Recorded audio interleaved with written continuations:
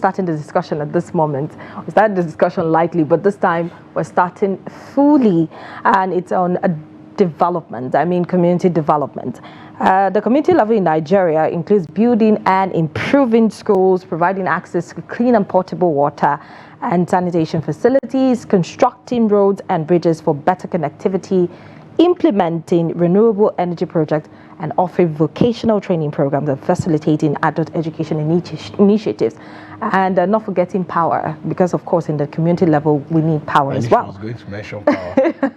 So also the federal government recently have been making some moves, and they said that they have recruited about 2,497 doctors, midwives, nurses, and community health extension workers in the last 6 months to bridge the manpower gap in the health sector due to the emigration of health workers.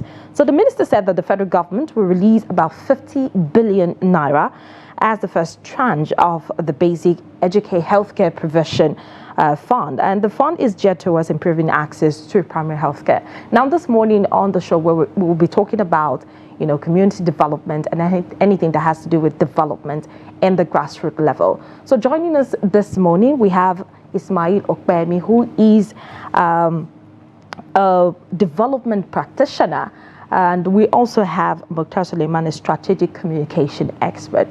Okay, gentlemen, if you can listen, Suleiman will be joining us via Zoom, and we have Okpemi here in the studio. Thank you so much for joining us. Thank you for having me. Thank you. Welcome, Mr. Ismail. So, quite a number of issues, of course, but firstly, can you just help us establish sort of a relationship between what we know today with the existing situation and what might be applicable at the community level? I think we should start the conversation with that. Yeah, thank you very much. So to start with, community development is actually a very, very sensitive issue that we need to discuss critically in this country, because when we're talking about community, we are talking about participation of people at that level, at what their needs are and how to achieve those kind of needs at that level.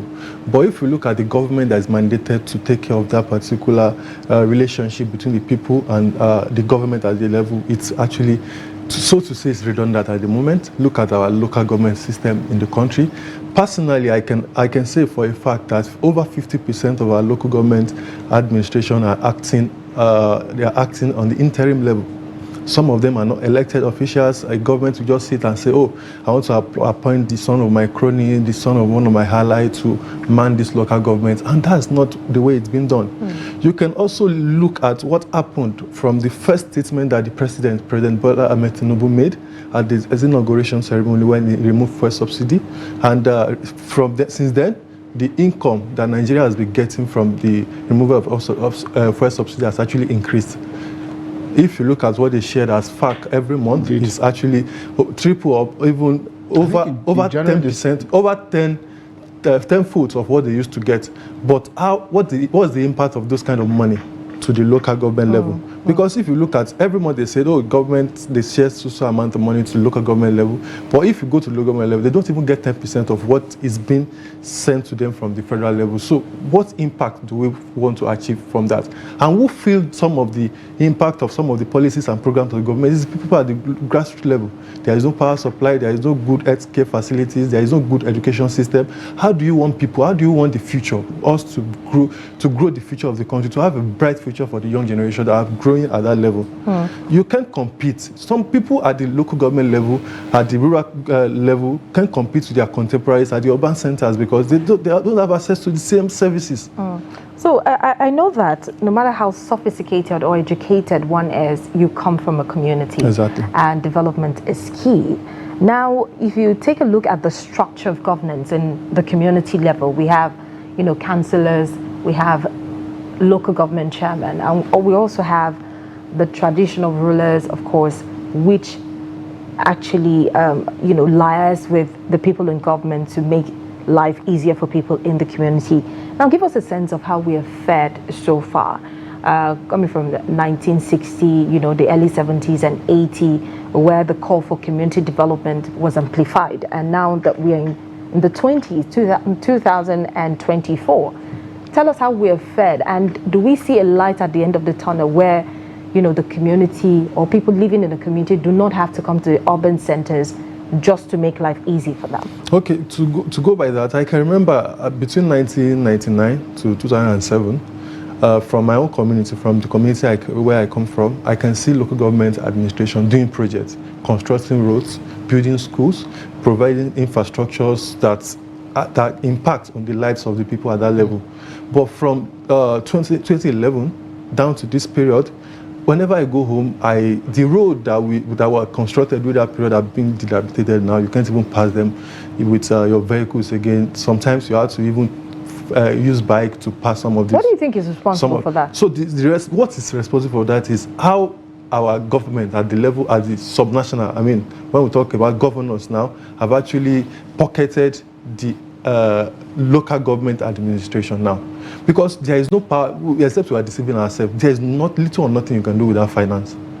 And when you have, you say you have a consolidated revenue where the money that is being paid from the federal government is paid into a pocket that the government of the state have control over, you barely don't, as a sitting chairman or councillors of local government, you don't actually have a say. You can pick, you can say, I want to do a project and this is what I need to do this project and just do it. It's not possible.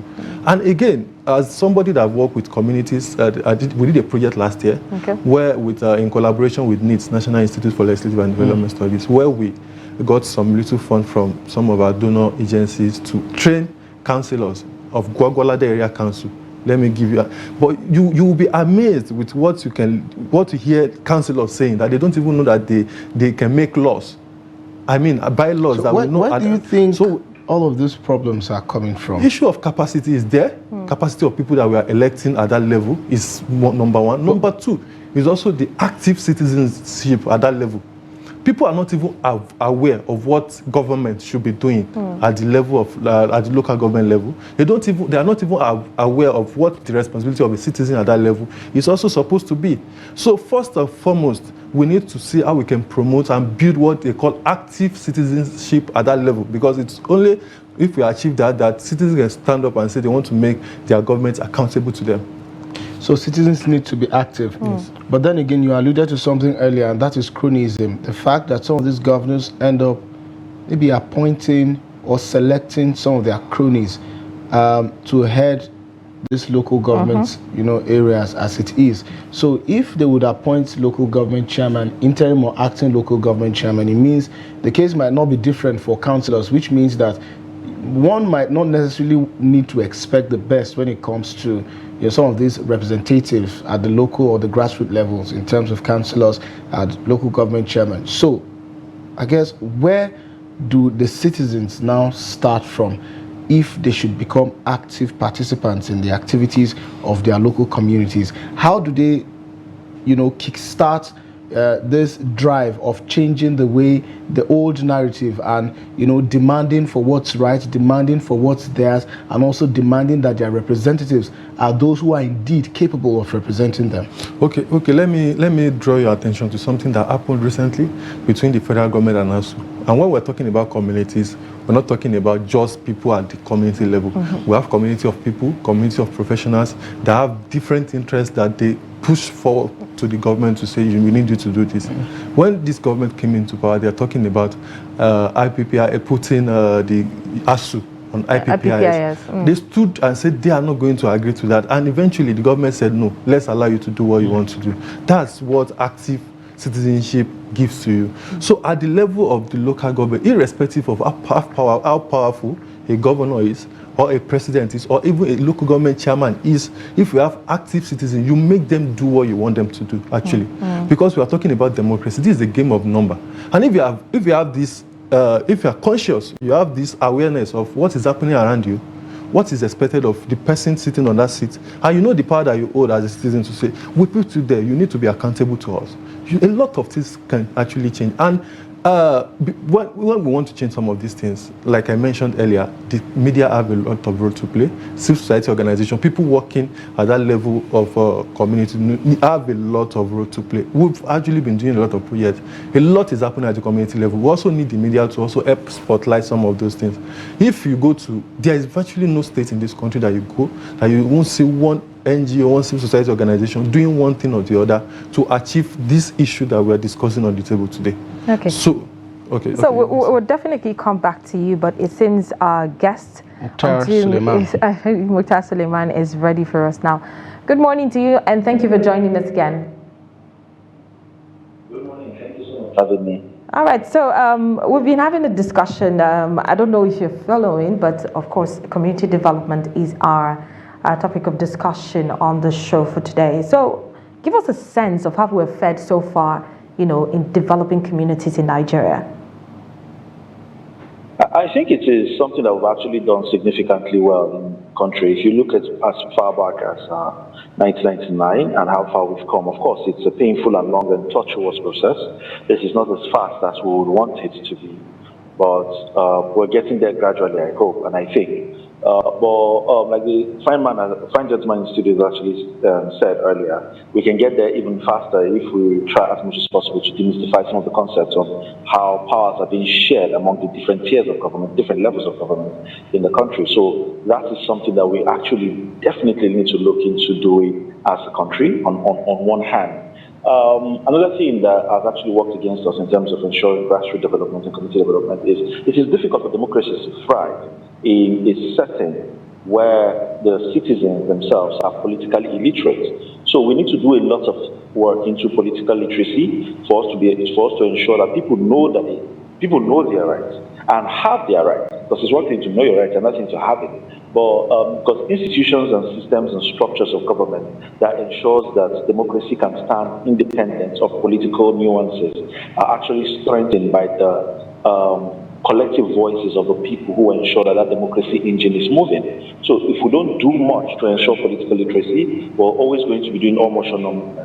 So it's not really a top-down approach as much as we want, because politics in Nigeria is buying and selling, probably anywhere in the world. So if the people refuse to buy what the politicians are selling, then they will have to sell to us what we want to buy. So we have to find a way to ensure that we angle out the conversation toward that narrative, see how people can become more politically literate. Because now you get to see the government is it's hard, more careful with budgetary allocations and all of that. Because now, due to the work of civil society organizations, you get to see now that we are demystifying budgets, we are making them an interesting format for people to look at, we are making comments on budget. Now, people now know what goes into the budget. People did not even know about FAC allocation in the first place, but because of the work of civil society and media, of course, we've been able to see how we can actually bring those kind of information to the people, and we're working toward ensuring how those efforts can actually be expanded as well. Okay, Mukhtar, thank you so much for joining us once again. So two things, you've spoken about political buying and selling, and in the same breath you also talked about knowing your right and having your rights. But then again, we've seen in the past couple of months, or do I say years, members of local communities leaving these communities to other areas that they feel to be safer than their communities. Now, I need you to speak to some of these issues and the reason why it has gotten this bad, especially because security agencies would, of course, rely on information from members of these communities, in order to keep them safe and protected. Do you think that there has been a change in the norms or the dynamics of community relations, and dare I say community engagement as well, which is leading to some of what we are seeing today? Like I've always said, the first law of nature is actually self-preservance. People want to make sure that they are alive. If you're alive, you fight for good governance. So if you feel like where you're staying is not safe and secure for you, then it becomes very difficult for you to say you want to actually think of anything else. So because of that, people would always migrate. Migration is actually a normal thing, but the reasons why people migrate differ from place to place. In the situation of Nigeria, why people are living in rural areas to urban settings currently, is largely because of the insecurity that are prevalent in the rural areas. And we need to actually see how the government can do something around fixing that. But then again, I've always said this, and I've said this in Trust TV and other sister stations, it is good policies and good politics that makes good governance. If the government is trying really hard to see how they can use policy-wise and technical ways to see how they can sort this out without actually finding the political angle from all of these things, then it becomes very difficult for us to actually solve this problem.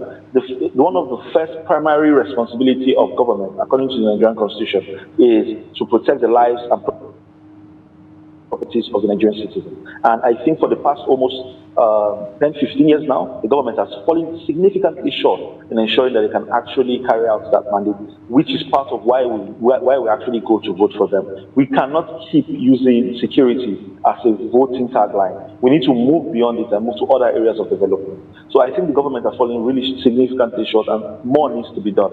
As to why the reasons why the government has failed is a bit ambiguous. It's difficult for me to actually say because I'm not a security expert.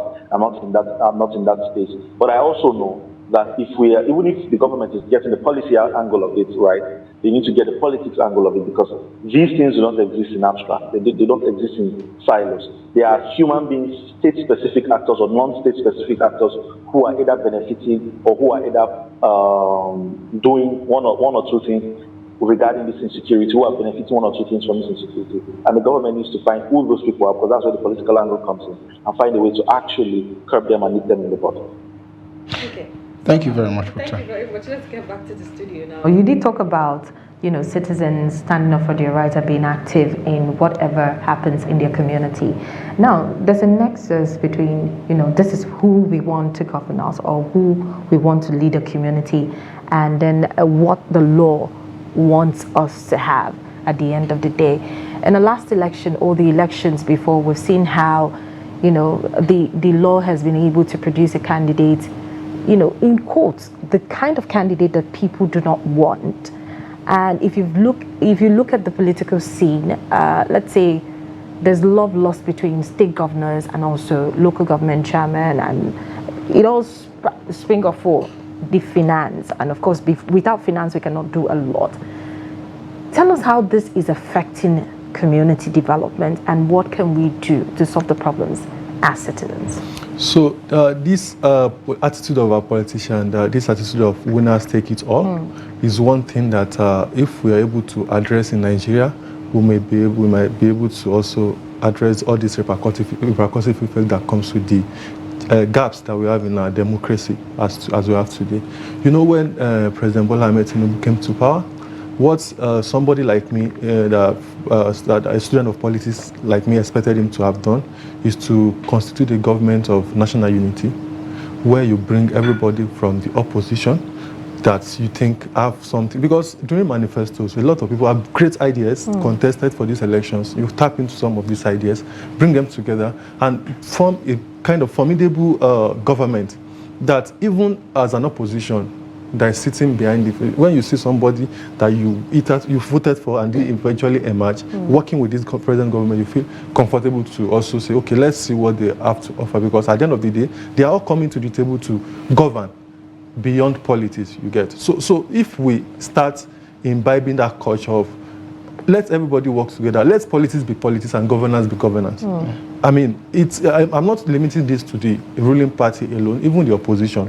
When you see government that have emerged, calling on opposition to come and work with them, and they're still like, no, I can't work with this person. But if you have an idea that you wanted to implement to better the life of Nigerians, why can't you just put those on the table and see how you can work with this piece? It happens in other places. Why don't we see how we can do that, adopt that in this country too? Yes, I know people will be aggrieved that, maybe the system has failed us, but you cannot actually correct the anomalies from the outside. You need to be within the system to try and correct some of those things too. That's actually my. So are you saying that the young people in the society should, join a political party, come in, make the changes? You're not too young to run. It's actually already happening. Okay. It's already happening. Right. Young people have started doing one or two things. Everybody cannot be in political parties, but everybody must be politically conscious. You get. So, but I have friends now that they are members of political parties. They are doing great in their different political parties, and anytime I see them doing stuff, they even seek your opinion before they ask. This is what we want to do. How do we go about it? And some of those things help too. Okay, so because of time, Mukhtar, if you can hear me, so there's no gainsaying that our communal life, as we know it, is being desecrated as it is. Quite a lot of challenges. Is the hardship. Maria spoke about power outages in local communities. There's also insecurity. There's quite a number of things, especially with most Nigerians emigrating for various reasons out of these rural communities to urban centers in search of better and greener pastures. But then again, what solutions do you think the government and members of these communities should explore to ensure a return in the lifestyles as we know it? Smallholder farmers, of course, are the largest chunk or percentage of farmers who feed Nigeria. But unfortunately, smallholder farmers cannot farm if the local communities are not safe for them to do farming. SMEs and small businesses thrive in local communities. That is literally their haven, and we are seeing them being eroded as it is because of some of these issues. So, what are some of these advices that you could give to the government, to the people as solutions to see us return to the way it used to be for the betterment of our bellies, of course, because there's hunger in the land? We are a state, we are a country, we are not a hamlet or a small hub. We're not an organization. I don't think that a small group of people can hold the country, the whole country to ransom. If the government needs to do what they need to do, which I think that they have the power to do, then it's something that they can actually do to ensure that there's safety and security for all of us in the land. Maybe not the best to quote, but Abacha once said that if security should linger more than 24 hours, then there's something wrong with the state government. So I think that's a best place to start, because these governors understand the nooks and crannies. They campaign and they canvass around it. They have mandates all around these regions. So they should actually be able to see how they can actually curb these things. I guarantee you, in my area where I live, if somebody should say they were robbed today, those of us who are like stakeholders in this area, we know who to go and question, and we'll get the armed robbers who got this, who did this, that carried out that particular trade. So I think for the government, where intelligence is embedded in intelligence and everything is working, I think Nigeria is not incompetent. It's just sad that we are just a bit nonchalant about these issues. So I think the government needs to pick up its steps, leverage on the resources that we already have as a country, and see how these people can actually push back so that the safety, life and security of people can actually be protected. Because now food security is actually a problem. All right, Mukhtar Suleiman, strategic communications expert, thank you so much for your perspectives on the issue today, community development and its impact, of course, on everyday life. And Mr. Ismail Okpayemi, a development practitioner, I really appreciate your submissions. Exactly. And I know specifically that Meridia had a good time asking you good questions, because I enjoyed it as well. There was time we would have, drilled definitely, him more, because he's going into terrains that, need a lot of explanation, and I'm sure Nigerians do need explanations on that. So, gentlemen, we look forward to having you some other time, of course, to continue the discussion on community development, community engagement, and how we can see us return to those real golden times when our communities indeed golden. But then again, that's the much we can take on the discussion this morning. We'll be going on a break now, and at the top of the hour we'll reconvene to continue with Daybreak. Stay with us.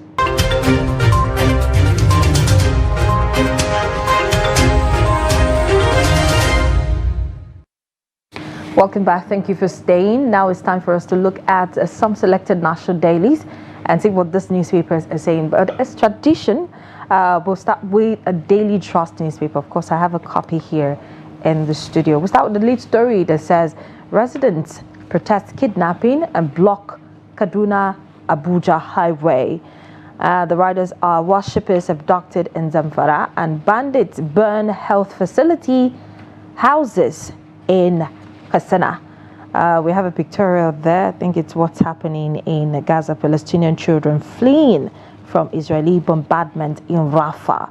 And then there's a boy who pushes a child in a makeshift buggy in Rafah on the southern Gaza Strip.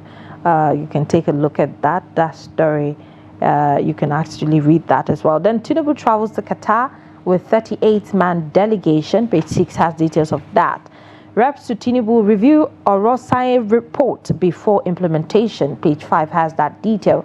And then Kanu governor folds his bus operation on immorality. Page 7 has details of that story. And with a kicker that says war on Gaza, Israel kills 112 at food collection center. Page 13 has details of that very heartbreaking story there. That's about the stories in front of the Daily Trust newspaper for today. Stop taking the nation for a ride. Shoyinka cautions leaders.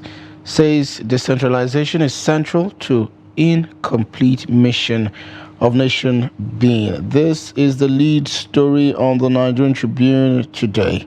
At top of the page, we see Abbas sets up 23-member committee on Orosanye report. Federal government printed too much money, according to Abia governor. Laments free fall of the naira. That story is on page 25. Atiku wants entire power sector open for private investment. That story is on page 12. We see a pictorial there, of course, of the newly built Ikeja train station as one of the red line infrastructure. Insert is the managing director, Lagos Metropolitan Area Transport Authority, Lamata, in company of the president, the Lagos State Governor, the Commissioner for Transportation, among others. And below that, we see Tinubu to NLC. You are not the only voice of Nigerians. If you want to participate in the electoral process, wait until 2027, the president said. Inaugurate Red Line Rail in Lagos. Rail accomplishment result of our painstaking reforms. That's according to Governor Babajide Sanwo-Olu. That story is on page 16. And just to the left, we see aggrieved residents block Abuja-Kaduna highway over bandits attack. Yes, Bello Musa had brought us details of that story in the news packages that we showed earlier. Also, Yoruba traditional rulers, Gani Adams, others hold security summit to tackle criminals with natural powers. Well, what are natural powers? I think page 25 will give you details on what those are. Allied killed 7 women through dating app, according to a suspect. That's on page 18. And finally, customs intercept 53 sacks of fake pharmaceutical drugs worth 1.739 billion naira in Oyo Osun Command. Our story is on page 17, and this about sums up the stories on the front page of the Nigerian Tribune today. All right, let's get to The Guardian, and we have the big story here on inflation. Citizens turn to condemned expired foods in search of cheaper options. The big story is on pages 4 and 5. Let's go below that. Africa may shun West for energy funding, eyes $50 billion within. Page 3 has details of that story. Maintain peace, keep your political activism till 2027, Tinubu tells NLC. The story is on page 3 in the Guardian newspaper. And nominee rejects Tinubu's CBN job, cites conflicting commitment. Why this is happening? Why he rejected the job? Page 7 has details of that. And Soyinka folds coup in Africa, calls for decentralization in Nigeria. Page 6 has details. Bandits kidnap 40 worshippers in Zamfara Mosque. Page 20 has details of that story in the Guardian newspaper. And reps demand mandatory drug tests for students. Page 7 has details. Banks crowded as customers struggle to link NIN with BVN. Page 18 of the Guardian newspaper. And last story said professors dying over non-payment of salaries. ASU tells Obaseki. Page 28 of the Guardian. And then there's a pictorial of the red line infrastructure. I mean the train station of the red line infrastructure, which the president of Nigeria commissioned yesterday. You can see the pictorial in front of the Guardian newspaper. And the lead story on The Nation is Tinubu Labour's constant strike calls unacceptable. President seeks understanding of reform programs rather than partisan reactions. And atop the page, we see restructuring necessary now than ever. That's according to Nigeria's Nobel laureate, Wole Soyinka. That story is on page 4. It's time to protect yourselves with spiritual power, Oni tells Obas. Well, you want to know details of that story? Talking about spiritual power, read page 6 for that spiritual story. Beside that, we see Jais Bank eyes 10 billion naira from private investors. Page 8, also Osime Oshuala, top Peach Awards nominee. That story is on page 16. And on the bottom belt, we see Ayedatiwa, Akin Terinwa clash over allegation of billboards destruction. That story is on page 6. These are some of the stories on the front page of the Nation newspaper. All right, let's quickly take the Vanguard this morning before we start our discussion on some of these selected national dailies, the stories, from the selected national dailies. The lead story said confusion over NIN and BVN linked to bank accounts. And CBN is mum about deadline, over the deadline, and the customers lament network failure. Big stories on page 5 this morning in the Vanguard newspaper. And then on Edo Gaba, how OT LPNWC reconciled aggrieved aspirants with Akbata. Page 13 has details of that story. And then Nigeria's economy on track. American city mayor. All right, you want to know the mayor who is actually making this very, very bold statement, as some people have described, then you have to read the story on page 8. Pizarro gives NFF condition to continue as Super Eagles coach. Page 31 has details. And yes, that's about the headlines we have on the Vanguard newspaper this morning. It's so much to talk about this morning, ranging from what happened yesterday in Lagos concerning Nigeria's president's speech.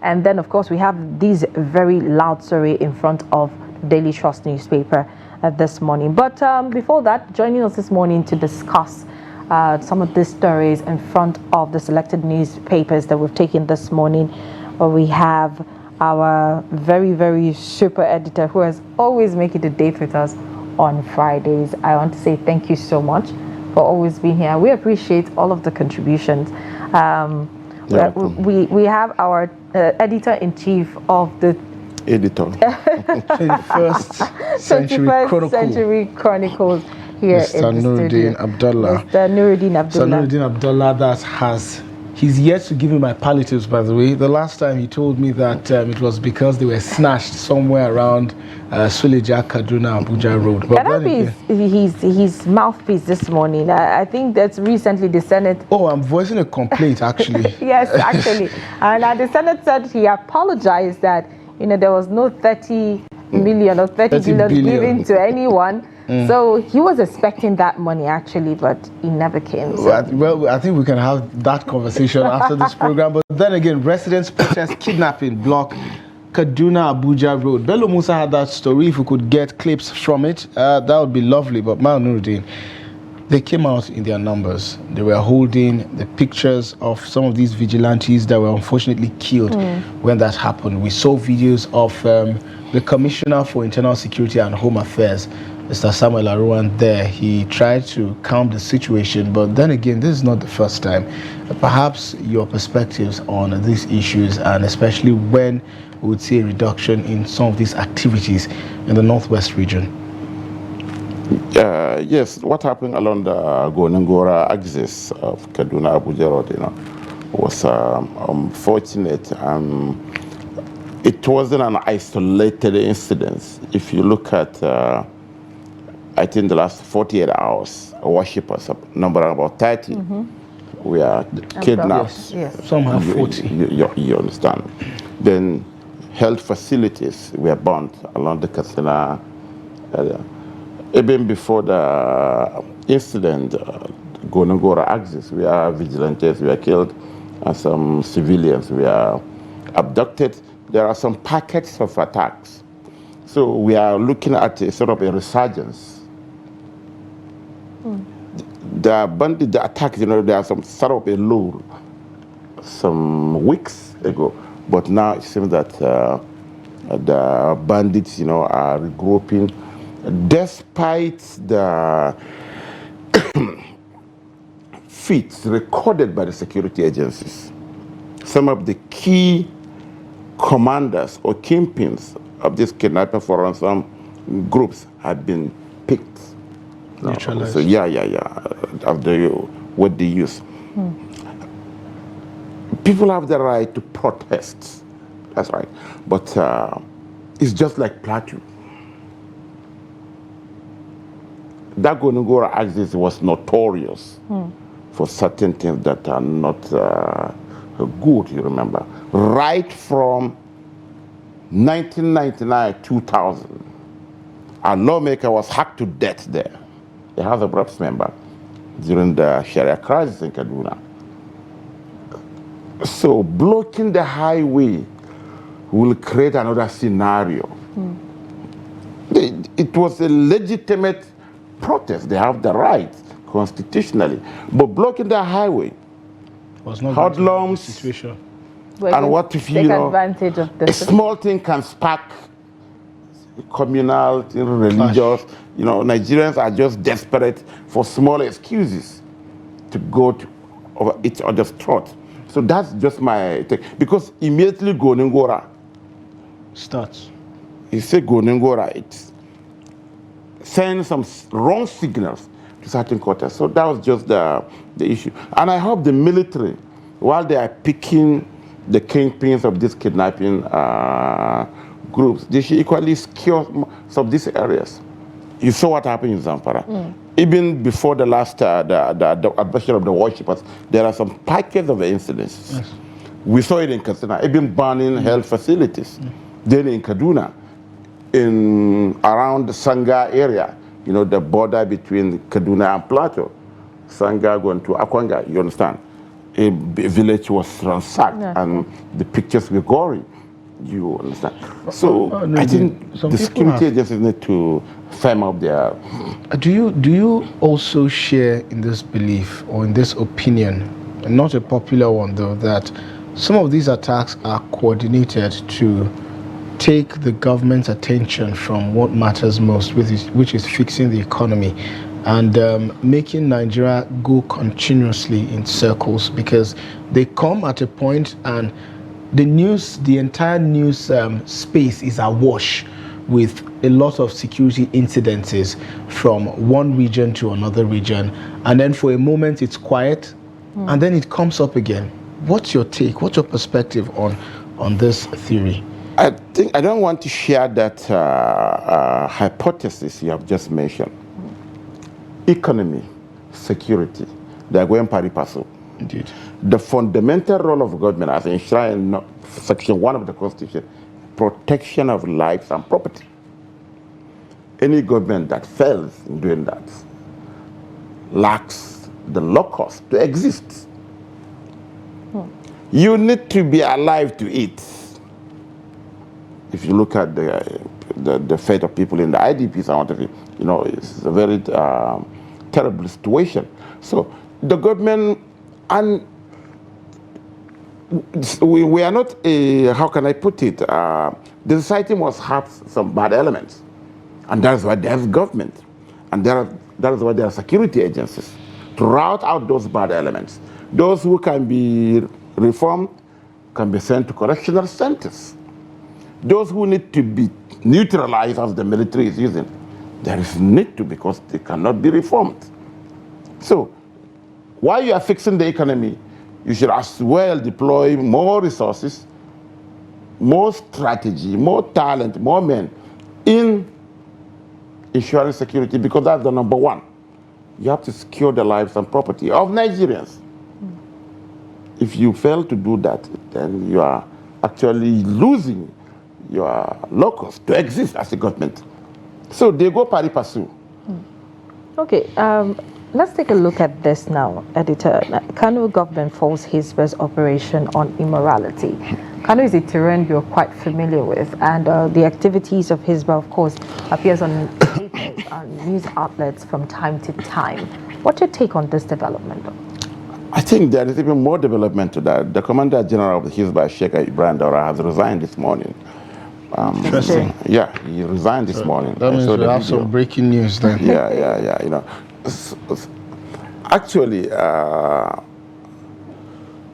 Hisba as a board, as a morality, whatever, is good.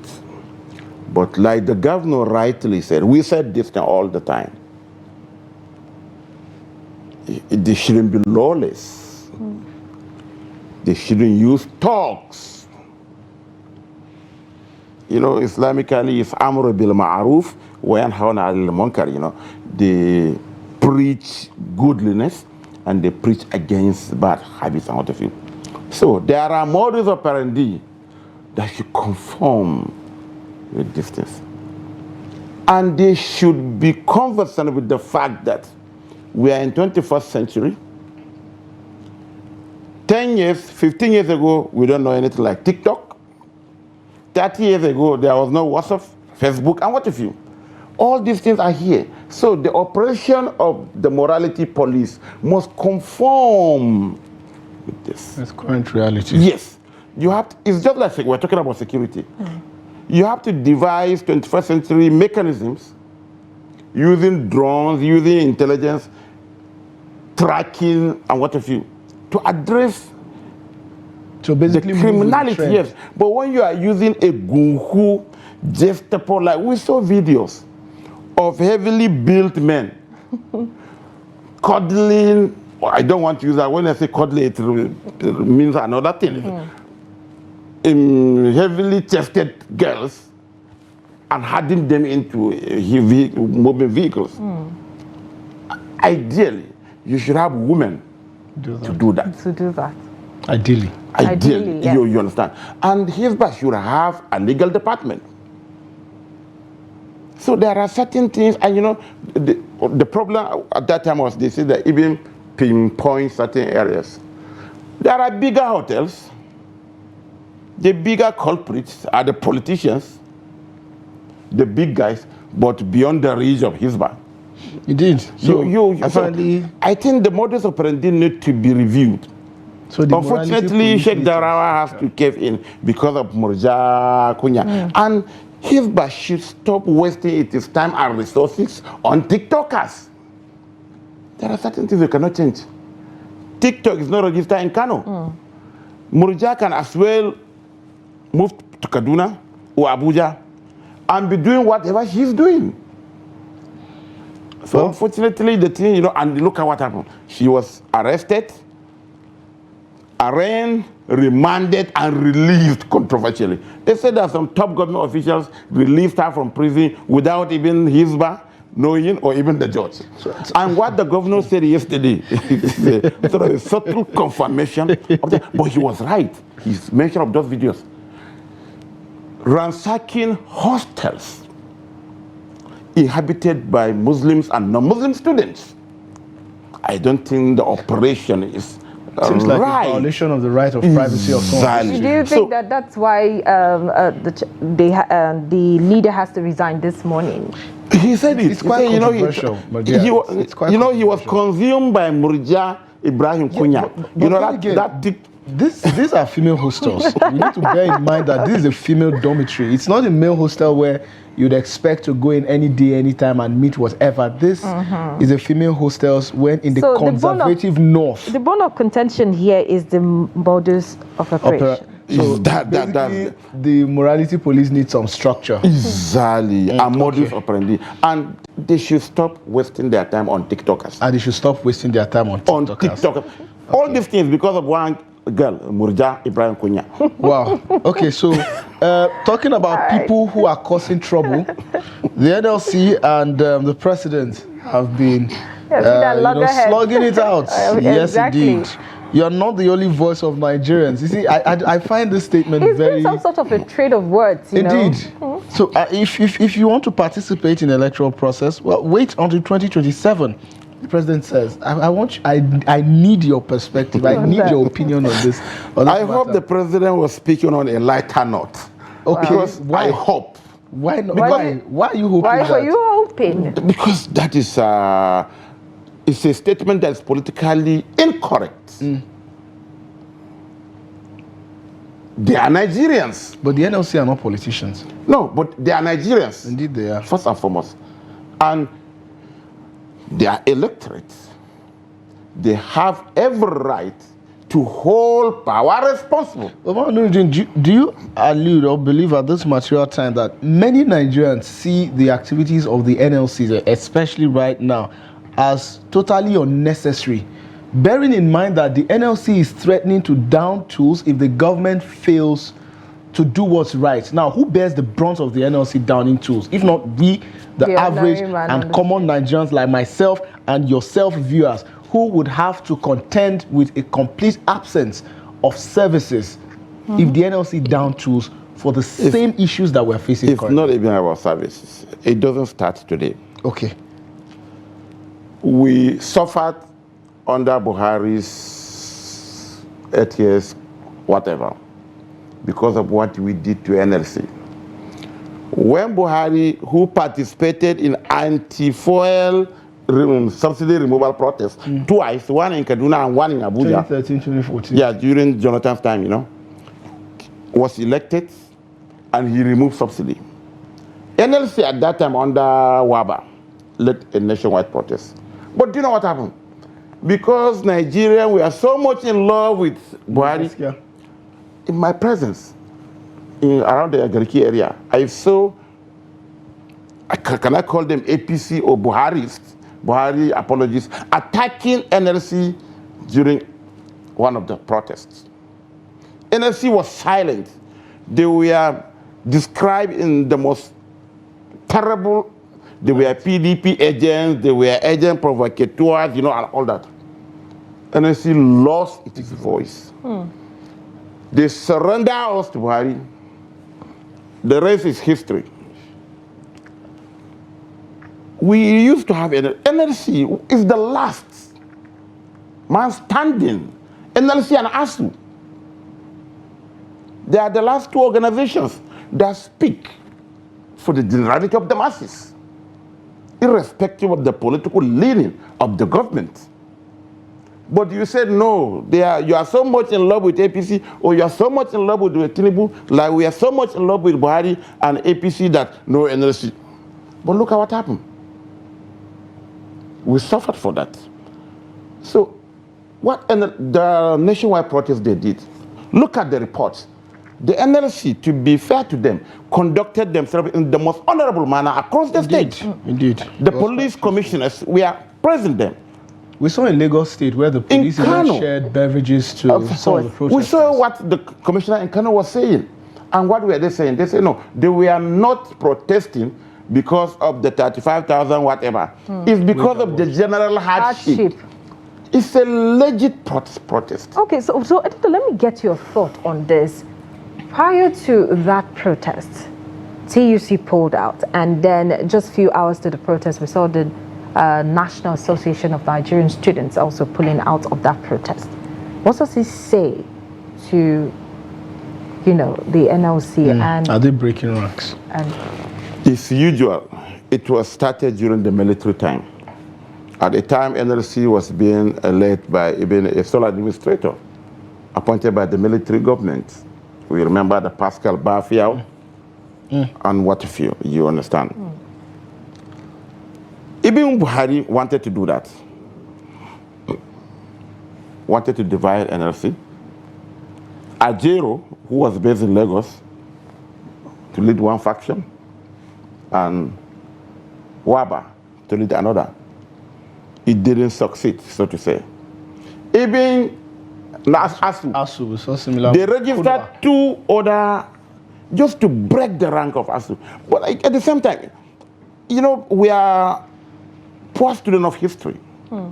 The present government, under President Bola Tinubu, is one of the lead. He has been in the opposition since 1999 till 2015 when he joined the ruling government, the ruling party.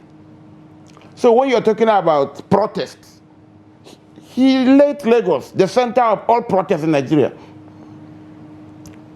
Tinubu rose against military dictatorship. He went on exile. He was declared wanted and what a few. So I don't know why he should be against legitimate protest. But do you think it's too early? Because the president mentioned that in 2 different occasions, the NLC have declared strike in just 9 months. Do you think it's too early, according to the president?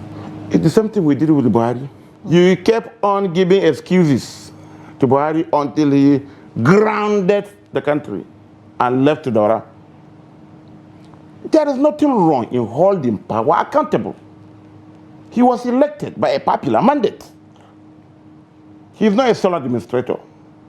He was declared as the person that got the highest lawful votes during the last election. So he should listen. And what the president said, if it is a joke or whatever, it's an expensive joke. There is hardship indeed.